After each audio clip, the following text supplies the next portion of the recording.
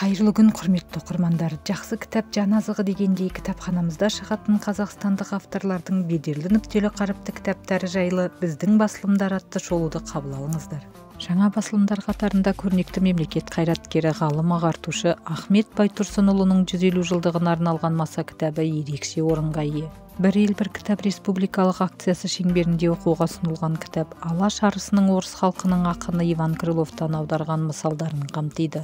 Ақын мысалдар арқылы сол замандағы қара халықтың ауыр халін, арман тілегін көрсетеді. Елді оқуға, білім ғылымға, еңбек етуге шақырады, адамгершілік құндылықтарды жырлайды. Астарлы ойға толы аңдардың бейнесіндегі мысалдары намыссыздық пен алауыздық, жалқаулық пен жағымпаздық, қулық пен зорлықты жырлайды. Жинақтағы қасқыр мен тырна, қасқыр мен қозы, өгіз бен бақа сияқты мысалдар әлеуметтік тақырыпты қозғап намысты қайрайды. Оқырманға ой тастайтын ала қойлар, шымшық пен көгершін, аңдарға келген індет, қайырымды түлкі мысалдарының да саяси мәні бар. Осы сияқты мысалдар отаршылдық саясаттың зұлымдығын, сол кездегі қазақ қоғамының саяси әлеуметтік жағдайын баяндайды. Қайыршы мен қадыры, малшы мен маса мысалдарында әділетсіздіктен алып ғибратты тұжырымдар жасайды. Өзен мен Қарасуда еңбекке баулыса, аққу, шортан һәм шаянда бірлікке шақырады. Егіннің бастары ат пен есектен надандарға қынжылады.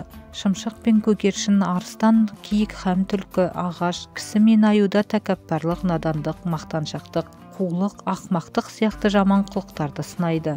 Басыңнан бақыт құсы ұшқан күні құлқытан басынады малайыңда деп қартайған арыстан мысалында күйіне ой түйеді. Осындай үлгі неге тәлім-тәрбиеге толы мысалдар жинақталған ұлт көсемінің маса жинағы адамгершілік құндылықтарды уағыздайтын құнды дүние. Биыл қазақ руханиятының көрнекті өкілі Қаз дауысты Қазбек бидің туғанына 355 жыл. Бабалар сөзі сериясымен шыққан 100 томдық жинақтың 86 томына тарихи аңыздар қатарында Қазбек би туралы аңыздар да енген. Шындыққа негізделген Қазбек би туралы аңыздар кітабын оқырмандар қызыға оқуда. Төрелігімен бала би, кейін Қаз дауысты Қазбек би атануының бірнеше нұсқалары, елшілігі, Қазбек және Қалмақ ханы, Данагөйдің билігі сияқты аңыздар кемеңгер бидің ел тұтастығы, бірлікті сақтаудағы ерен еңбегі, дау шешудегі әділдігі, шешендігі мен даналығын барынша аша түседі. Алғырлық, тапқырлық, қаһармандық, қайраткерлік, зиялылық, саясаткерлік қырларымен жете таныстыратын басылымды оқып, ұлы бидің ұлылығын ұлықтай түсейік. Бірлік пен ұлт тұтастығын ұран еткен баба мұрасымен танысып, кеңдігі мен кемелдігіне, елдігі мен кемеңгерлігіне, шешендігі мен көсемдігіне, білімі мен білгірлігіне тәнті болыңыздар. Биыл туғанына 100 жыл толатын Кеңес одағының батыры атақты пулеметші Мәншүк Мәметова мәңгі елесінде.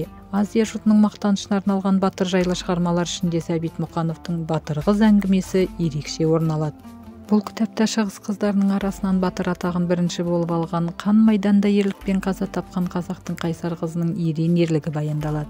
Қайсар қызға арналған құнды шығарма батырға деген құрметімізді арттыра түседі. Халық жазушысы, Қазақстан Республикасы мемлекеттік сыйлығының иегері, қазақ әдебиетінің классигі Қабдеш Жұмаділов артына мол мұра қалдырған эпик жазушы. Қаламгердің 12 томдық шығармалар жинағының 2 томындағы әңгімелері әдебиеттің алтын қорына енген ғажайып туындылар. Жинақтағы аққа түскенді, қоңыр көз, құрбылар, сиқымбай, шарайна әңгімелерінде адам мінезі мен кеңестік дәуірдің ең соңғы құлдырау кезеңі көрініс тапқан. Жазушының бір адамның тағдыры арқылы қоғам өмірін қозғайтын тың туындылары оқырманнан жоғары бағасын алған. Бір-бірін толықтырып тұратын өзара үндес шығармаларды оқып, замана шындығына куә болайық. Арқада туып Алатауда түлеген халықаралық Алаш әдеби сыйлығының иегері, қысқа ғұмырында артына өлмес мол мұра қалдырған арқалы ақындардың бірі Дәуітәлі Стамбеков. Ақынның туғанына 75 жылдығын орай ғұмырымның баяны кітабынан алынған рухты жырларынан тұратын өлеңдері кітабы жарыққа шықты. Оқырманын баурап алатын нәзік иірімге толы нәркеш жырларында ұлы дала тағдырын, қайғысы мен қуанышын, тарихы мен тағылымын жырлайды. Сен дегенде таңмен бірге ояндым деген ән жолдарының авторы Дәуітәлі Стамбеков рухты жырларымен мәңгі ел есінде қалады. Кітапхана қорындағы осы басылымдар мен басқа да басылымдар кітапқұмар қауымды қызықтырары сөзсіз. Кітап құнды қазына дей келе баршаңызды кітап оқуға шақырамыз. Кітапхана есігі кітапқұмар қауымға әрқашан ашық.